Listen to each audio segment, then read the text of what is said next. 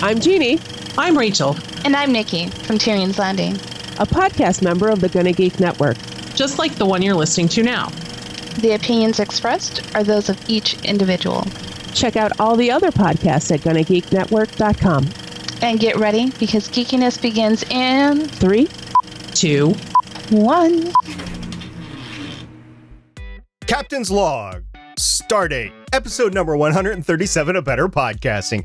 On today's show, we shake down all the players for your podcast. In this week's Better Podcasting download, we talk about the update to our video editor that we like to use, Magic's Movie Studio 15. And finally, in this week's Better Podback, we enjoy all the great things you had to tell us over the past week. Lauren, get the party started. Happy Canada Day. Welcome to Better Podcasting, a show where we talk about podcast tips, tools, and best practices to help you succeed with your podcast. What makes us different? Well, just like you, we podcast purely out of the love and fun of it. Podcasting is our hobby, and we recognize that it's yours too. We always encourage your questions and feedback, and you can find all of our contact information at betterpodcasting.com. Here's your host for the show, Stephen John Drew and Stargate Pioneer.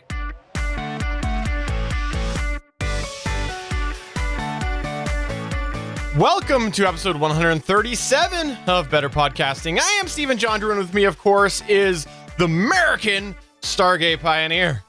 Yeah, thank you very much, America. And we'll be talking about America next week. But in the meantime, it's great to be back in the studio. Don't have to worry about echoey sort of audio. Don't have to worry about any sort of backdrop behind me. It's just me, the studio, my normal microphone. This is awesome, and I can't wait to get started. It's good to be home, isn't it?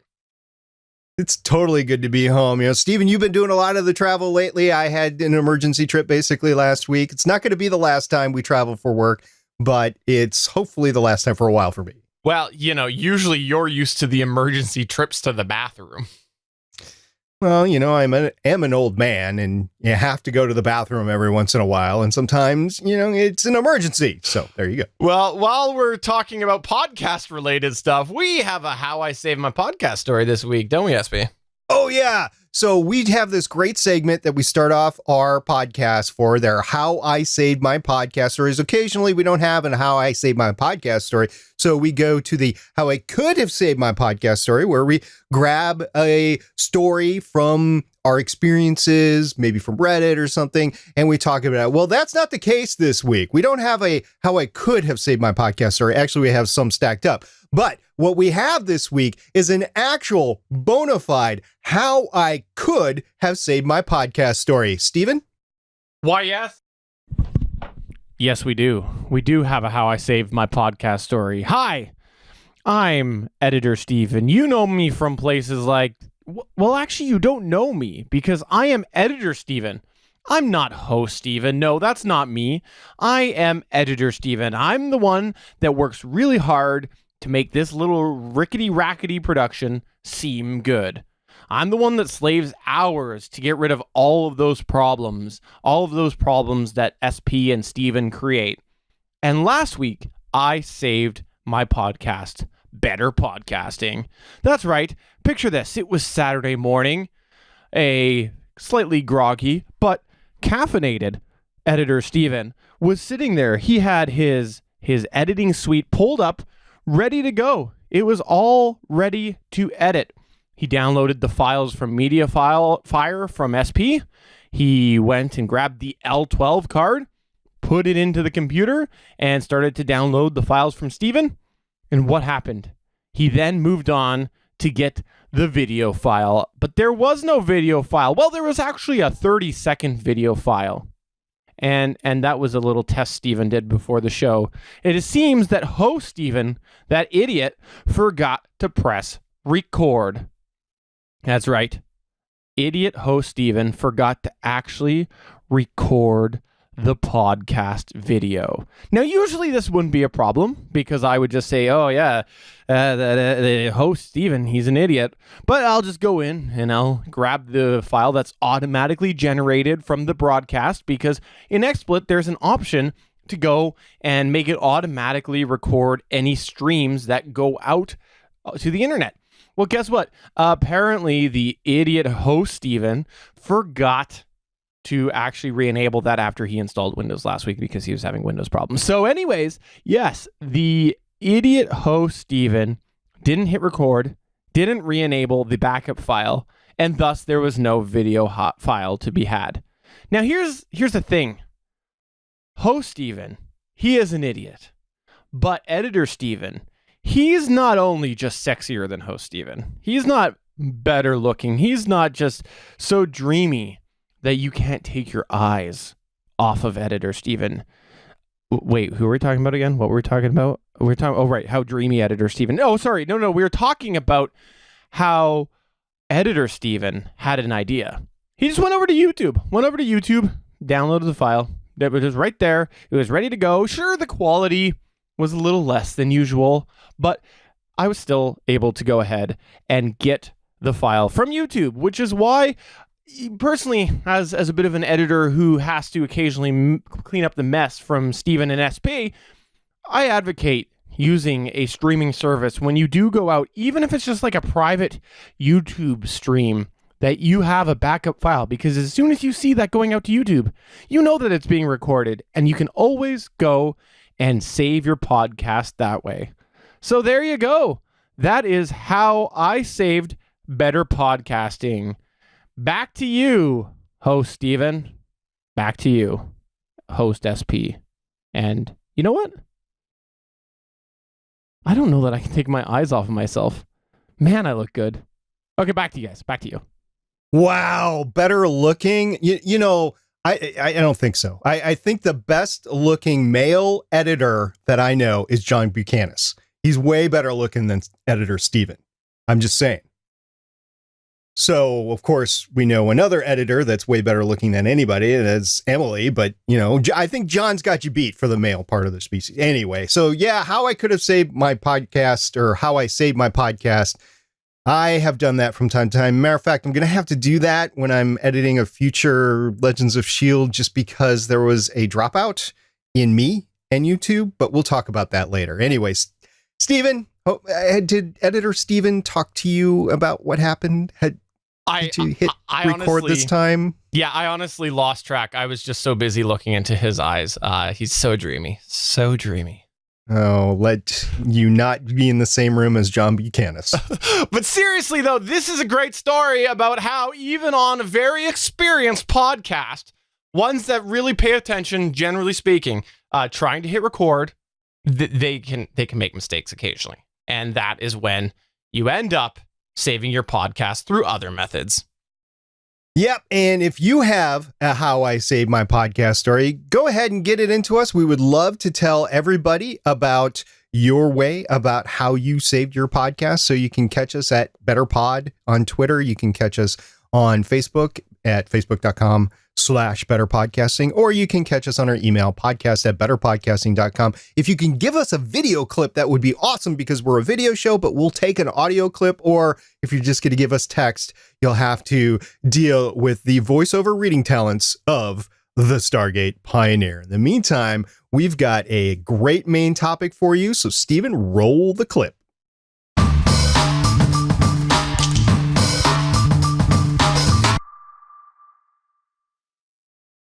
Is that a clip? Is that what we're calling that now? Is a clip? Well, technically it's a clip, a bump. It's all kind of the same thing in terms of the video editor and the switcher and stuff like that, right? Fair enough. Well, hopefully editor Steven can fix that. But it's better podcasting here. We like to try to keep you informed of the changes in the world of podcasting. And sometimes this actually has to do with podcast players. We've often talked about feature changes and even new apps that have come up occasionally. But today, we're going to talk about some of these, but with the take of how podcast players affect you as a podcaster. Before we do continue, though, we'll give you a bit of word of caution. If you're looking for like a step-by-step chart guide of comparison between all of the players, this is not the episode that's gonna help you out there. You just head over to Reddit, ask the question there. Someone will tell you all about that. But no, we're going to give you just a bit of an overview about some of these players, and then again, how that relates to you as a podcaster. So we should start off with the de facto player, right? That's what we're going to dub this one. Yeah, we're going to start off with the Apple Podcasts app. And this is the app that Apple has put on all of their phones in iOS, and it's there and you're supposed to use it. It's native. You're supposed to use it. Well, there are other better apps out there, but the biggest point though is that the app is native. So if you have somebody that does not listen to podcasts, it's there. So let's talk about this. It is the standard, and you should make sure that your podcast works well in Apple Podcasts. And why is it the standard?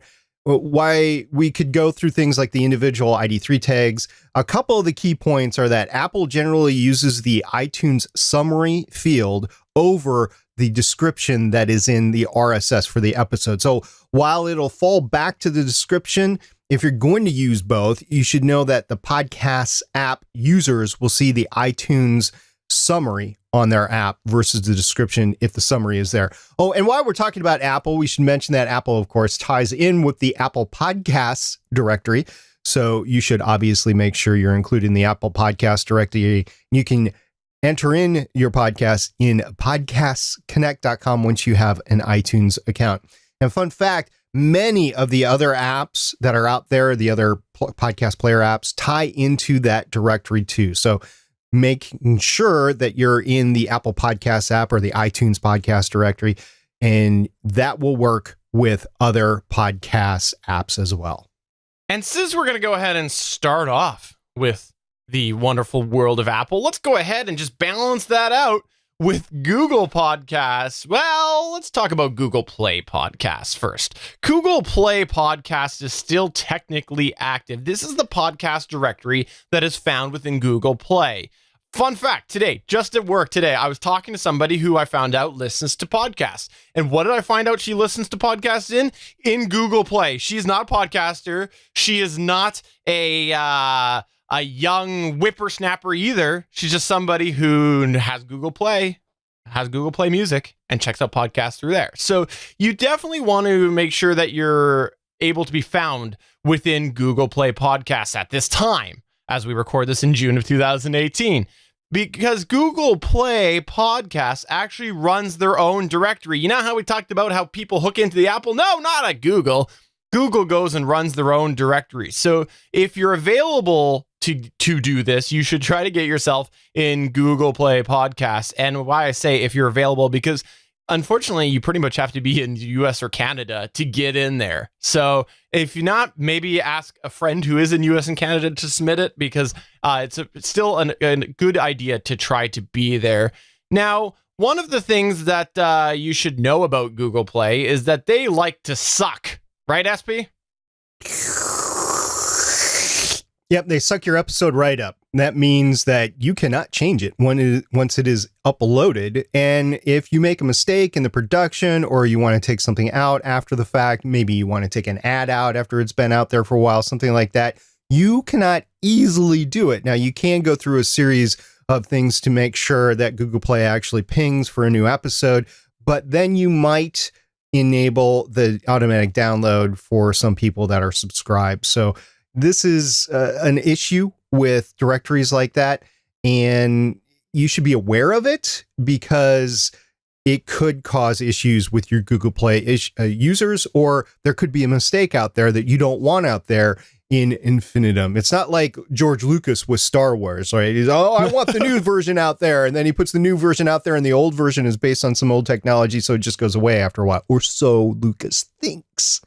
But anyway, that's the issue with Google Play Podcasts.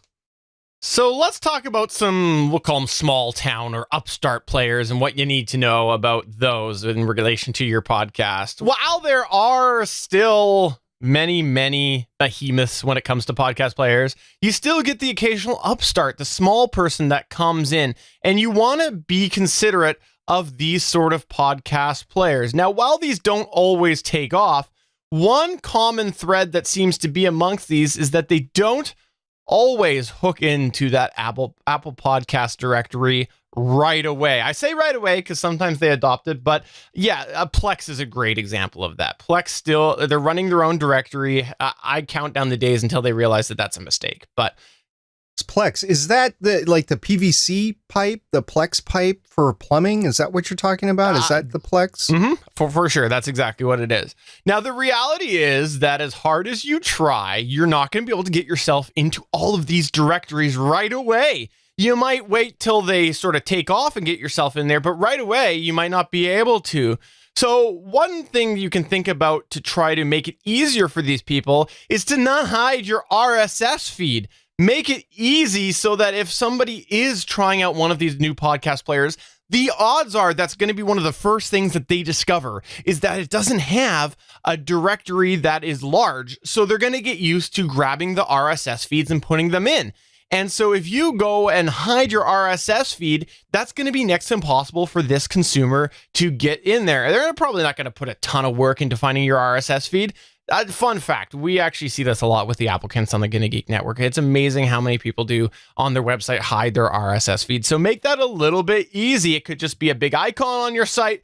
It could be a link in every episode description, or maybe it's just a custom URL that you put in there, like subscribe to Stargate Pioneer's amazing SNASA podcast.space.uk.bc.ab.ca. Ooh, you ended with CA. You know how difficult that's going to be for me to get a CA? You have to be Canadian citizen in order to get a CA. I'll have to work on my dual citizenship.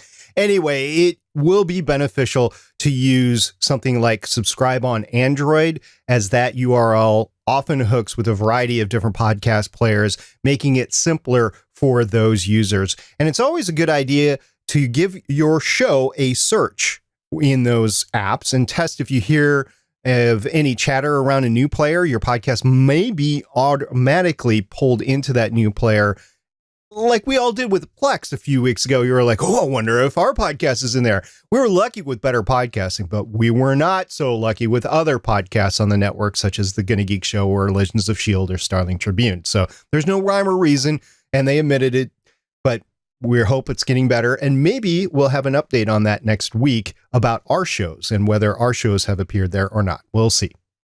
Another experience that you want to consider is SP's favorite one, and the reason why is because, you know, when you're using this one, it's a lot larger screen. It's easier for him to see. He has a lot of hard time now because he's getting older, seeing small things, and we're talking about the desktop or laptop experience.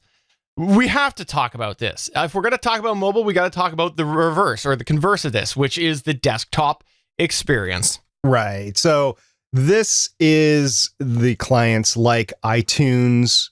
Yeah, we actually said that right, because it's not actually Apple Podcasts. It's embedded into the iTunes, which is a desktop application. But where you probably find people playing your show is via a website. For example, it's embedded audio on a website, maybe a listing on a third-party website, et cetera, et cetera. Web players are getting a little bit better. Matter of fact, I think a lot of people said 2017 was the year of the web player. Maybe it was 2016. I don't know. Web players have evolved over the past couple of years, but overall, they still lack in a lot of ways compared to the mobile players that you have. And because of this, there are some things worth considering. For example, often with a mobile player, if somebody pauses their playback and then goes and does something else, the next time they come back and they open their app, they see exactly where they left off and they can start playing from there. But say you close a tab on your desktop, or God forbid you do a restart or shut down your computer to save electricity overnight, and then try to find your podcast in the place that you were at. Yeah, that's a little bit harder. So it's probably a good idea early on in your show to remind people of an easy way to get your podcast, even if it's as simple as dropping your domain, like your hobbypodcast.com, then hopefully they'll remember that. And when a few days later, they'll remember, oh, I forgot to finish Steven's paint drying podcast. They can go to your hobbypodcast.com and open Steven's paint drying podcast.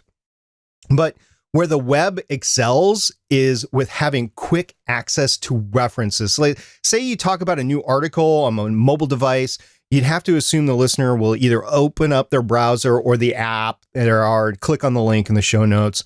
On the web, it's actually right there on the same page, or it should be. And this is why it's a good idea to capitalize on your web presence and make sure you're your post that your show is part of, or your show notes, whatever, they're full and legible. But you don't want them to be too crowded so your listener can't find what you're talking about. And you will try to get good format, at least in the web version, so that people can peruse through and easily access the information that they're trying to find in your notes.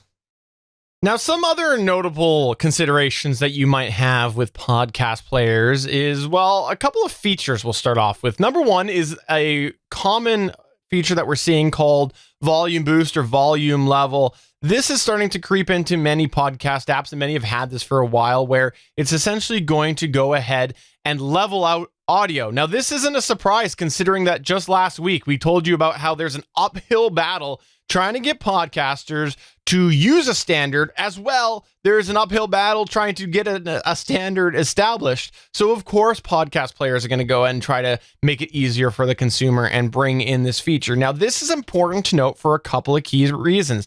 Number one, if your podcast banks on having a dynamic range, you need to know that some of your listeners who are using this feature may not hear that dynamic volume range. If there's something within your show that it's just so important, they might not hear that difference in volume. The second thing comes to what we talked about last week, which is audio quality. If you don't go and get yourself a clean chain and you think, the line noise is hidden enough and I'm running my podcast so low, nobody will really hear it.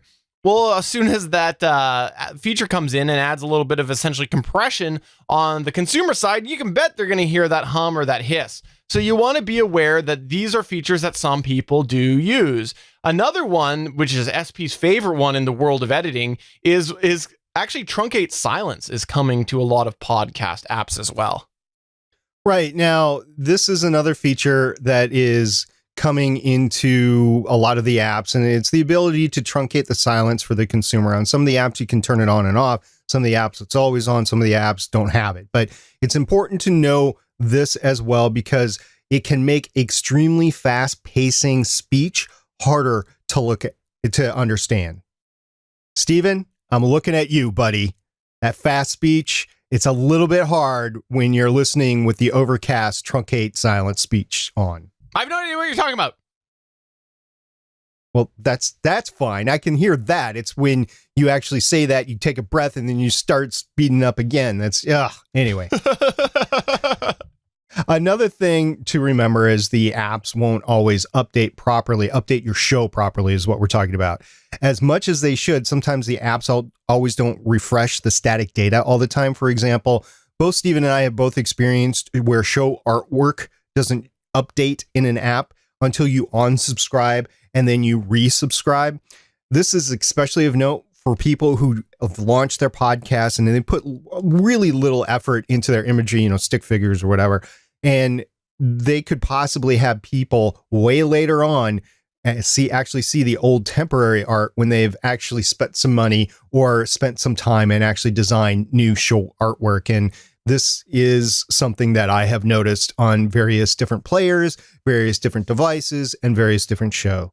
Now, the same caching can happen with things like show descriptions and titles. So, i.e. watch your typo or typos, because sometimes that first generation of notes is going to be there for quite some time. One other thing that you want to consider with podcast apps is, of course, the ability to download for consumption when you don't have internet access. This is something that you want to consider as a podcaster. Why? Because, well, sometimes people might need to have airplane mode on. They might go camping. They might just, take one of those secret NASA spaceships to Mars, like SP is doing next week. So you never know. So streaming obviously ends up equaling bandwidth and needs data. So you want to factor in the people who do, of course, want to download the app. But if you're going to the moon, by the way, don't worry, because it's going to have Wi-Fi. And yeah, that's actually a thing. Go look it up. But Mars, that's another story. It doesn't have Wi-Fi. Now, we're going to get to the end of our segment here, and we're not. We're going to actually talk about the brand new Google Podcast. Yeah, we saved the best for last. And actually, we have a guest who's going to share their experience that they've had, I'm intentionally trying to stay gender free here, over the last like month-ish or so. But first, before we get there, is some basics into it, as it's important to note that it uses the description tag over the iTunes summary. But remember back when I was talking about Apple Podcasts? Well, Google Podcasts uses the description tag, not the iTunes summary tag. Gee, I wonder how that is. Maybe it has to do with branding? I think it does. So this could mean that the user or the listener sees the information you intend more for a website rather than your mobile player. And this is actually typical of several different podcasts, apps, and the behavior therein. So now that we've done all that, Stephen, let's roll that clip.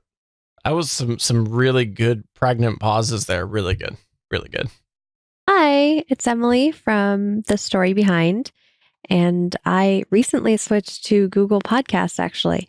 And not because it's a brand new app, but because I just got a Google Pixel. Like Steven, he and I are Pixel buddies. So I don't know if we want to play the music right now, but we have a theme song. I have a phone and so do you. Look at that, it's a Pixel 2. That makes us Pixel buddies for life. Some of the music heard was by Kevin MacLeod of Incompetech.com. Anyway, when I first got it, I was coming right off of an iPhone, and I've been using iPhone since probably my first smartphone in 2011, I'm going to say. And yeah, it was hard for me to switch, but my husband has an Android. Well, he has a Google Pixel. We basically have all Google stuff in our house. We have the Google Home. We use Chrome all the time. I use Google Docs and Drive for my business. So I'm basically all Google. The only Mac thing in our house was my iPhones. So it just made sense to switch to a Google Pixel. Now, when I did that, it was right when we were still hearing in podcast world about podcasts being available on Android, and you could get a little desktop icon for them if you subscribed. Well, not only could you get the desktop icon for individual shows, and you could maybe have your home screen be everything that you listen to, all the podcast episodes, but there was also something that looks very similar to what we have now, which just said podcast, and it had all your subscriptions right there. So when the quote unquote new podcast app came out from Google a few weeks ago, it looked the same as it did before. And Stephen will tell you, he and I played with it for a bit behind the scenes. We were wondering where it was pulling feeds from because it wasn't Google Play Music. And one of the first things we noticed was when I went to search for Gonna Geek shows, a bunch of feeds popped up, even ones that weren't necessarily supposed to be listed. So that was interesting. And I had to find the right one to subscribe to make sure I was getting the most up-to-date episodes. One of the funny things about this was it automatically was set for streaming podcasts and not downloading them automatically like I had on Apple Podcasts.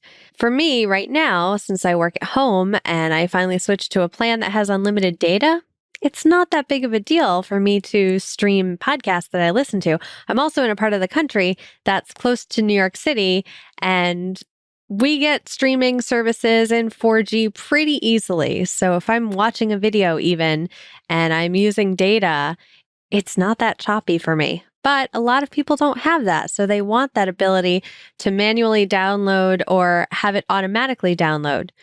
But I am doing what Lipson calls a progressive download, meaning I'm streaming. And by streaming, it means I'm progressively downloading that podcast to listen to. I have seen a lot of people complain about Google Podcasts not having playlists, and it didn't really affect me because I had playlists on Apple Podcasts, but I ended up not really using them because sometimes I'm not necessarily in the mood to listen to every podcast there is about podcasting all on the same day. I like to kind of split it up throughout the week. So playlists, not having that, it wasn't a big deal for me. But one thing I did miss was the queue. I was able in Apple Podcasts to create a queue of what I wanted to listen to on a drive. Now, when I had that long commute, it was great. I would sit in my driveway before I left and make sure I had all the shows I wanted downloaded to my phone and also put in that queue of what order I wanted to listen to them. Now I don't have that as much, but honestly, my drives aren't that far anyway, so I can usually get through a podcast or two, and it's easy enough for me to just hit the one I want to listen to. Another downside is the show notes that I've noticed. Now, before, unless I'm mistaken, before the actual Google Podcast app, the original podcast shortcut that was on my home screen, when I clicked on it and I went to an episode and I listened to it, there were links in it that were able to be clicked. Now, if people set up their RSS feed to have certain words hyperlinked, meaning you could write something like go to my Twitter and that text could be linked so that when somebody clicks it, it automatically takes them to your Twitter. That doesn't work anymore in this one. What happens though is if you add an actual URL, so something that ends in .com or .net, that is weirdly clickable. But since in my show notes for my show and for other shows I know of, they'll hyperlink text. So it's not a jumble of, oh, go to this website, which is www.whateverwebsite.com/417. It's all ugly and stuff. But if you put those in your notes, Google Podcasts will make that a link. So it's something to consider as a podcaster when you're talking about links found in your show notes, or if you refer to a lot of things, or even if you're using your show notes as part of your affiliate sales. So I sound like I'm kind of complaining about this app, but the one thing I really like about it is that it's using the Google algorithm, and Google knows me so well at this point. I mean, Google's like my BFF. We're like this. It knows me. It knows what I like. And as soon as I started putting subscriptions into the new podcast app, it knew what kind of podcasts I like. So on Apple Podcasts, when you open up the home screen, it would probably bring you featured or what's new or new and noteworthy. But on this one, it doesn't do that. It really curates the homepage to say, oh, we see that you like this podcast. Here are other podcasts that people who subscribe to that podcast listen to. Or what they did in the case of Dave Jackson, it saw that I was subscribed to 2 shows by Dave Jackson, and it had a whole list of other shows by him saying top podcast by Dave Jackson for me to look through. And it knows the categories and even the subcategories. So it knows that I like society and culture, and it knows that I like the subcategory of history in there. So that's why I kind of like Google Podcasts at this point. I just need a simple player. One thing I do really like about it is I'm from the Northeast, so I like to listen to podcasts a little bit faster because if you can't tell, I talk faster than other parts of the country. So I like to speed up my podcast, and I do like the speed on this podcast app because it goes by 0.1 increments as opposed to Apple Podcasts or Overcast, which are either 0.25 increments or 0.5 increments. So it's not, you have to jump from regular speed to 1.5 speed and nothing in between, like an Apple Podcast, or 1 speed to 1.25 speed like an Overcast. I can really adjust it to get it exactly how I want. I think it's going to improve. I have high hopes for it because it's Google. They'll be going to podcast movements, so they'll be able to talk to other podcasters as well as podcast listeners to find out what they really need to do with this app. So I'm excited about it. And again, going back to the curation, I like Netflix. A lot of people like Netflix and they know Netflix. And the one thing that Netflix is really great at is recommending shows to you based on other shows you've watched. It does a really good job. It's how it knew that when I was watching The Office and hey, it noticed that I binge watched The Office a lot, it knew to recommend Parks and Recreation for me, and I got into that show. It also knows that I'm not a huge stand-up comedy fan, but I do like certain comics like John Mulaney. So whenever a new John Mulaney special comes out, Netflix knows to show it to me first. So I'm thinking that's what this Google Podcast app is going to do. And it's going to get a really good algorithm and know you well enough to be able to suggest to you new podcasts. So hopefully that'll make podcasts grow and podcast listenership grow. So yeah. That's my little spiel about Google Podcasts. Bye, everyone. Sorry I couldn't be here tonight, but believe it or not, I'm fighting a cold. Bye. I have a phone and so do you. Look at that, it's a Pixel 2.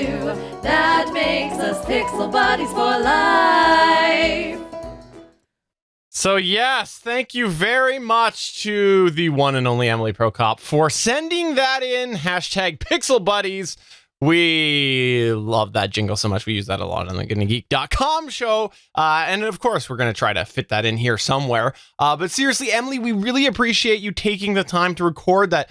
Fun fact, little inside baseball. Emily was supposed to be on the show today with us, but she became so sick today. That was like 20 minutes after a shower so that she could actually record that. So we really appreciate you doing that, Emily. We hope you're better soon, and we'll have to have you on for another episode because it's always great having you on the show. Just, we might not have you back on with Jason at the same time, Yeah. So when Emily comes on, is that a de facto episode better podcasting, or is that just better podcasting with guest Emily Prokop? It's obviously better podcasting featuring Emily Prokop.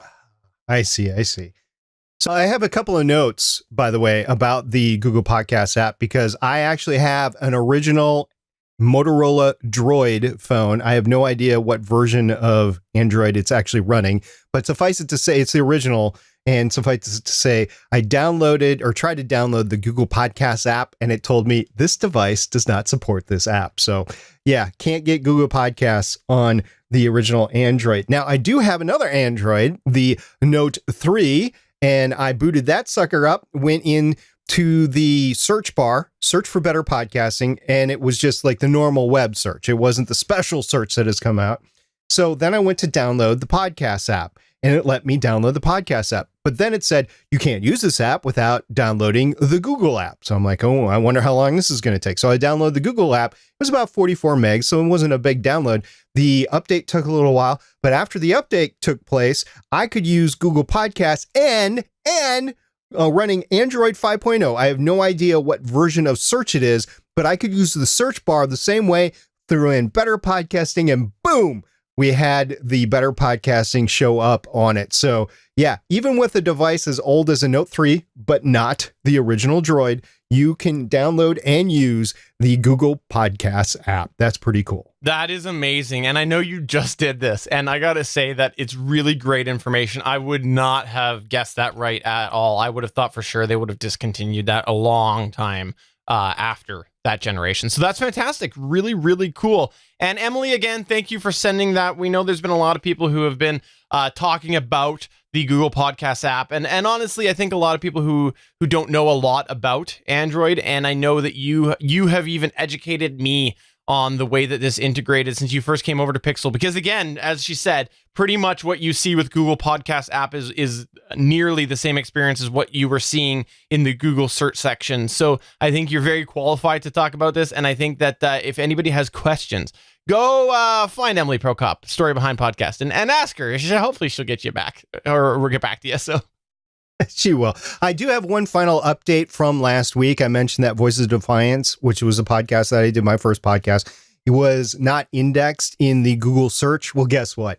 The change in the URL went through. Voicesofdefiance.com now points to the Libsyn page, at least temporarily. The podcast URL was indexed. What I'm going to try to do now is I'm going to move the pointer, the forward, back to the website. I'm going to see if the Voices of Defiance RSS feed remains indexed or if it's taken away, because I know that the site that I have Voices of Defiance pointed to is not compliant with the Google search terms. So we will see if it actually disappears or if it stays. Welcome to this week's Better Podcasting Download. All right, it's time for the Better Podcasting Download, and this week we're going to be giving a update about our favorite audio and video editor here on Better Podcasting, Magix Movie Studio. As you may or may not know, SP and I both have been using Magix Movie Studio for a while. The reason why is because we feel it's a very versatile editor, especially at a consumer price tag. It features a lot of the pro level features that you see in things like Vegas Pro at a consumer level. Now, before we continue, I will let you know this is Magix, Magix, Vegas Movie Studio. If you look up Magix Movie Edit, it's a different piece of software. Make sure you're looking at the Vegas side of things for Magix software, because Magix a while ago bought the Vegas Creative Suite from Sony. And the specific version that I use is Movie Studio Platinum 15. I think, Stephen, you have the version higher than that? Yes, there's a couple different versions, but the top tier versions, the actual editor, both run off of the Platinum editor. So that's a really good feature to have because, the Platinum is the top tier of the suite, but it's available at the mid-tier price. The big difference is that there's one tier higher that it has a suite available that comes with a variety of tools. And that brings me to my first point that I'm just going to mention here right away, which is that 15 for you podcasters started to include the RX elements in there. So it's a bonus that you get when you do buy the Magix Movie Studio 15 bundle. The top tier one is you do get the Isotopes RX Elements suite. So, well, I call it a suite, but it's a bundle. Now, recently, when they did do the upgrade to 15, we wanted to check this out because we had been using 14 for quite a while. And I've been using 15 for a couple of months now and SP for a few weeks now. So we think we're ready to talk about this. So some of the general differences that are with Magix Movie Studio. Well, first off, it's visual. The visual appearance has changed with Magix Movie Studio 15. Now, while I will say that Magix Movie Studio 14 was miles ahead of Vegas Pro 14, it looked a lot more modern than Vegas Pro. It still seemed dated in a lot of ways. Well, they have revised the interface to be more modern. It's partially a skin change, but they've also changed some of the interaction functions. For example, before you used to have a lot of different buttons on every individual track. Well, now they've really adopted the 3 dots menu. So you know how we all see like the hamburger menu and whatnot? Yeah, they've done that where you now have the essentially a sub menu that you can go in and actually see the individual components there. They've changed the way that certain removable and dockable windows can be pulled out of the actual software. Before, you used to have to go find the specific section that you would hold on to and grab. Well, now they've changed it so that you're just going and grabbing the title bar, for example, from the video preview window. This is a lot more modern, it's a lot more straightforward, and a lot more intuitive. They've also added a quick start feature, which should make this more in line with some of the consumer editors that are available. So people who do want to edit a little bit more simply, it's going to be a little easier out of the box. And they've also changed some things with the compatibility of different video platforms. For example, what's that device? What's that device that's available on Apple? Oh, iPhone. That's right. The iPhone video standard before kind of sort of worked with Magix Movie Studio, but you really needed QuickTime involved. Well, now they've gone and they've made it so that it does work natively within the app. This is actually very helpful because back when I did that promo video for the Gonna Geek show back in December, I had video sent to me from an iPhone and I had to go and convert it first in order to work without using QuickTime. So it's nice to see this built-in compatibility. And one of the most exciting changes from an editing perspective is this tool that they've added called Event Healing. Now, if you've ever worked in a multi-track editor before, you've probably gone and spliced up a track only to a little bit later realize that, hey, I don't actually need to have that track spliced. So you either had the option of doing edit undo or just leaving it sliced. Well, here's the thing is that edit undo doesn't always work so good when you've gone and done a bunch of things in between the time that it took you to notice that you sliced that when you didn't need to. Well, this event healing essentially is going to allow you to merge the two clips back together. And I've used this quite a bit. So that's something that I like to when I edit multi-track audio. I like to try to keep them as much together as possible so it limits the chance of getting out of sync. So when I do end up accidentally slicing SP's track and realizing, hey, wait a minute, that was just my gut reaction wanting to silence SP. He was supposed to be there. I can just go ahead and merge the two back using this event healing tool. And the biggest change in Movie Studio 15, which is far overdue and very happy to see, is it's supporting more modern hardware encoders. Now, if you're not familiar with the way that hardware and software encoders work, is essentially when you save a video, there's a possibility of using your actual processor to save the video, to basically bring that video together, to compile it. There's also hardware encoders available. For example, video cards have a way that they can do that compiling through itself.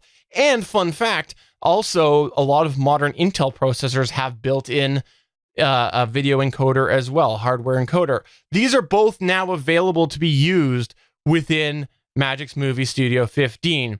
There was hardware encoding available in 14. However, it didn't really cover the modern technology. So let's talk about some pros that I found with Magix Movie Studio 15. Well, overall, I found it to be a lot more stable in editing. I found that during my experience that when I used to stack up a lot of different audio tracks, that sometimes it would get a lot less stable. I've noticed it to be less so with 15. So overall, the editing is a little bit more stable. The rendering times that I've found, for me, it's about a 10 to 15% increase or decrease in rendering times. So it's speeded up rendering, making it faster.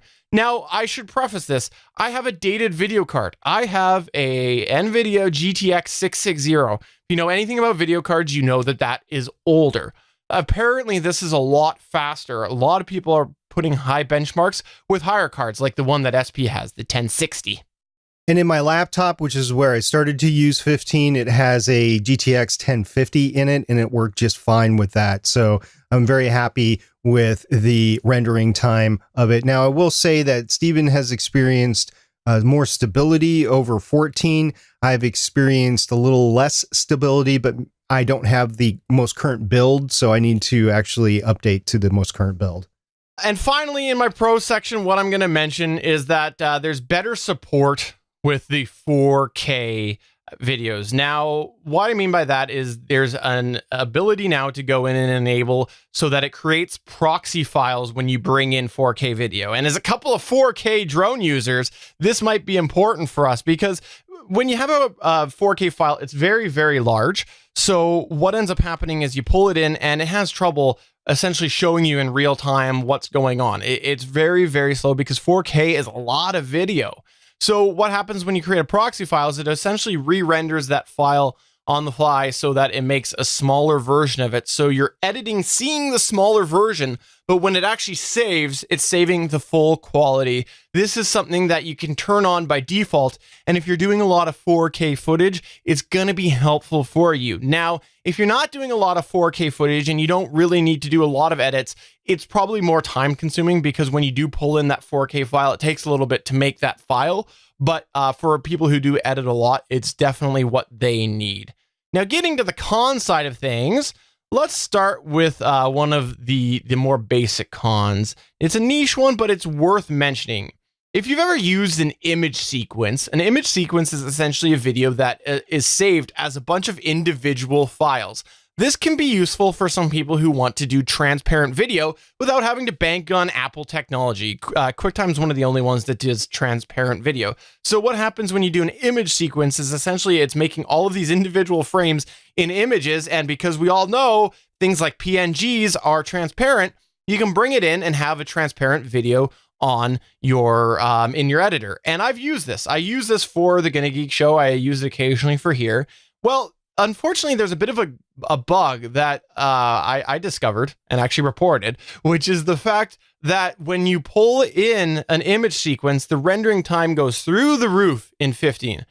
Confirmed in 14 that it doesn't do it. Confirmed in Pro, it doesn't do it. And I posted on the Magix Movie Studio group, the forum, and other people confirm the exact same results. So there is a ticket in there. Hopefully that'll get fixed eventually. But if you use an image sequence, it could be a showstopper for you. For my, for example, I use image sequences actually for my drone videos. I edit those in Vegas Pro because the rendering time is just abysmal with image sequences in Magix Movie Studio. Another thing that might come up for you is they changed one of the rendering agents, and what I mean by that is essentially the software that's running to show you as you edit what's happening. They updated it, they refresh it for better technology, and unfortunately for those of us with older video cards, it really caused problems out of the box. There's something that's called the SO4 compounder, I believe it is, and it's just essentially the way that it's rendering that video on the fly. And I had to go and re-enable that SO4 because that was how it used to run. And with the new version, it was just super choppy. If I wanted to preview in real time, it was just really, really choppy and hard for me to see. Now, there's instructions out there. If you have 15 and you're having this problem, email me. I'll let you know. I'll send you the link how to do it. Really easy to turn back on to the old one, but it is something worth noting out of the box. As well with the hardware encoding, for me, when I've done the actual NVIDIA ENC, the NVIDIA video encoding, every 59 frames, there's a bit of a stutter. Now, that could be compatibility with my video card. It could be a bug. But what you see is it essentially does 59 frames, hangs for a second, does 59 more frames, hangs for a second. It's not the software hanging, it's just the rendering. And again, that could just be the nature of my encoder. That might just be the way that it works. But it would save me a lot more time if it wasn't doing that. And finally, the last con that I'll have before I turn it over to SP for a couple of his cons is I will say that the render experience for me has been less stable than 14. When I go render as, where I go and I select what output I want to put this as, what I've been finding is that sometimes it does crash. Again, there's bugs reported for this. The software is new, but that is something that I've had it crash several times on that when I never did on 14. SP, what's your experience been so far? Well, I'll counter one of your points by saying I have not had the 59 frame stuttering like you have. I will make sure that I will check that next time I render something, but I haven't had that issue. So it could be machine related. It could be build related because you're using a better build than I am, or a more recent build than I am. So I don't know. And then also, one of the things that I dislike in that the menus, you actually have to double click into the effects portion of the tracks. And since I go into each track and I use a different effects chain for each track, I actually have to go in there and change that, even if I duplicate the track and basically copy the effects from one to another. I still have to go in there. So I'm a little annoyed by that, having to double click into it, but hey, I only have to do it once and then it's set, and then I don't have to worry about it again. And also, one of the things that I do love, getting back to the pros about this, is you can edit on the fly. Like in Audacity, you actually have to stop. You had to make your edit and you have to continue. In Movie Studio, you can, in the Platinum version 15 and 14 that I've used, you can actually go in there and make the edit and it will continue to play or preview as it goes on. So you don't have to stop and not continue with the playback as you're editing. So if you edit like I do, front to back, and I don't use edit points like Steven does, that is a major plus. So it is a great editing platform to use in my book. Absolutely. Overall, we're still both very happy with Magic's Movie Studio. I think we're both in agreement that we're hoping that a little bit more time, some of these quirks that came out with 15 will be solved, because I think 14, when you look at both sides of it, I think that 14, if you weigh it, it's really just a little bit more stable, because even though my editing experience is more stable, if I'm having to fight to render, that's a problem, right? So I think that overall, 14 is a little bit more stable, but they have done a lot of bug fixes. And if you're going to buy it and you're willing to deal with a couple of these things, I would definitely say just go right into 15, because it's more modern, it's more fresh, and you know it's going to be supported longer. I haven't reinstalled 14 since I reinstalled my computer, and I don't think I will. It's working good enough for me at this point. Yeah, for the price, again, this is a no-brainer. If you're going to do any video editing at all, this is it. And if you want to go to a more professional audio style editor, this is it as well. You don't have to edit video in it. You can just edit audio. You can export it as a FLAC. You can export it as a WAV. You can export it as an MP3. So you're good with Movie Studio. So if you have any questions about Movie Studio, do let us know. Write us in the comments, send us an email, whatever it is. We'll absolutely let you know, because SP and I both use it quite regularly. So let's go ahead and get to the Better Pod Back. Here we go.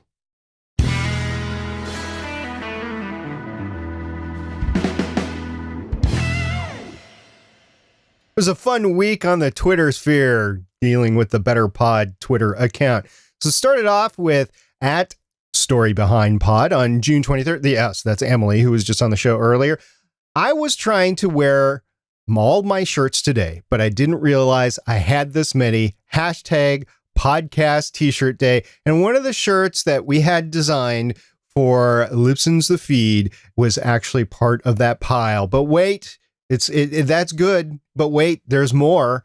So then Emily on @StoryBehind Twitter, she posted The Feed at Libsyn, designed by Better Podcasting @BetterPod, #podcast t-shirt day. And she actually wore her #GGTOTDTY t-shirt that we had made up for The Feed. And it was part of her using each individual podcast t-shirt she had with a little message. And I'm not going to spoil the message. You got to go to her Twitter account and see all of the pictures and all of the little play cards she had with the little thing that she had. But wait, no, it doesn't end there. It gets better. So Elsie Escobar @the Elsie Escobar, she retweeted the Libsyn account, which she runs to. I mean, she's a social media consultant, runner, whatever, for Happiness Expert, I believe she calls herself, for Libsyn.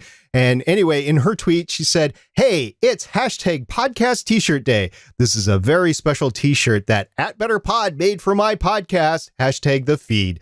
Total inside joke and amazing." And it is a picture of her wearing the t-shirt. So once again, it's great. So go ahead and go to @the Elsie Escobars from June 23rd Twitter account, or @Libsyn, and you will see all this great stuff. So that was kind of fun, Stephen, wasn't it, over the weekend? Yeah, and when you don't know what we mean when we say #GGTOTDTY, yes, you don't know, unless you listen to Libsyn's The Feed, and that's the inside joke. So we made some t-shirts for some inside jokes. So we like to have fun occasionally. We also had AureliaPod, say it with me, AureliaPod, say, since the topic of loudness levels was brought up, and making sure listeners aren't blown away going from one show to another, I got a bit of a laugh because in our release days, I listened to you guys before as a bit of an ear benchmark for our own levels. Good to know. And that's exactly why this episode was released super quiet, just to throw you off and make you wreck your episode. That's why. Well, it doesn't matter, because @BetterPod actually replied to AureliaPod and said, "Hey, you should check out the Leveler Orban loudness meter. It's not a leveler, it's a meter. And you can actually see what your loudness levels are, your perceived loudness levels, those loose numbers we were talking about last week. You can actually check that out and analyze your own file on your own."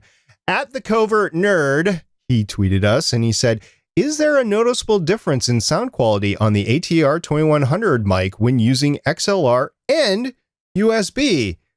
To which I said, "Well, go check out this video and see for yourself." He said, "Will do, sir." And it was actually the Knox comparison video that I did. Remember the Knox podcasting microphone that's not available anymore? Yeah. RIP Blab. I'm sorry, wrong RIP. My apologies.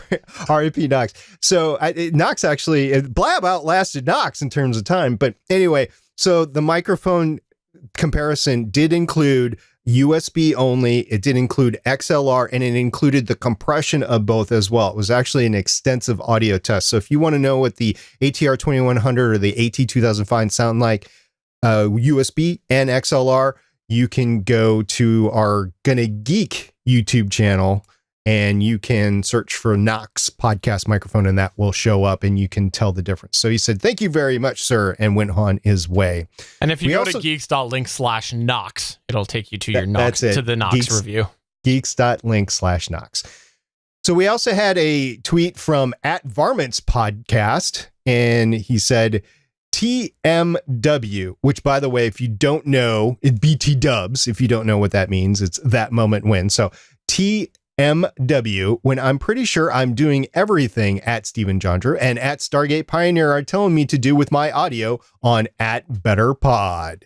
And that was great. So congratulations. I said, "Thank you very much for listening." And @Varmints Podcast tweeted us back and he said, "Thank you very much for the podcast. I wish it existed about 2 years ago when I started mine.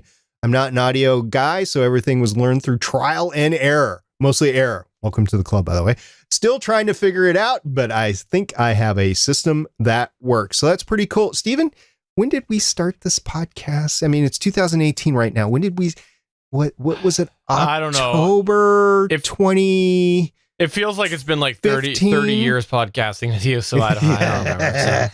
So yeah, at Varmints Podcast, we actually started 2 years ago. But, we were small time at that point in time. Now we're major. I mean, everybody knows about better podcasting now. I will not agree with that statement. We also had on the world of Facebook, we posted a poll and we asked this question. Are you happy with your podcast consumption app? Now, I'm going to pause here for a moment to let the suspense go because the responses was 100% yes. There was nobody that said no. Everybody that responded, which is not surprising because we really like our Facebook is tailored towards podcasters. So, of course, they're going to be more willing to experiment with apps. So there you go. That means all of the world, because of our sample size, it reflects all of the world. All of the world is happy with their apps. At least all the world that replied to our poll. For sure. But that's going to take us to another end of a Better Podcasting episode. Before we wrap up, we'll remind you that we're part of the Gonna Geek Network. The Gonna Geek Network has a lot of really amazing geeky podcasts. If you've not checked it out, please check out the Gonna Geek Network at gonnageeknetwork.com, including Digital Soup. In episode 80 of Digital Soup, the guys discuss Facebook Messenger automatically playing ads, Mario Brothers, and Jason surprises with a reverse quiz show. So if you want to have a little bit of geeky fun, check out that at gonnageeknetwork.com. SP, is there any closing words? Would you like to thank Emily Prokop again?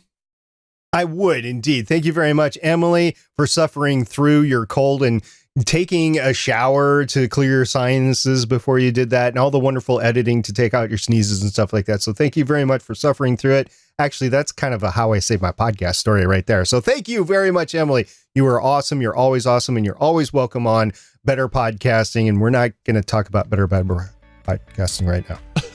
So for episode number 137 of Better Podcasting, I'm host Steven.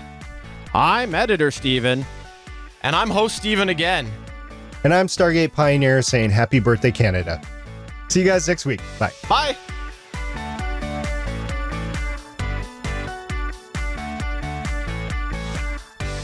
Thank you for listening to another episode of Better Podcasting.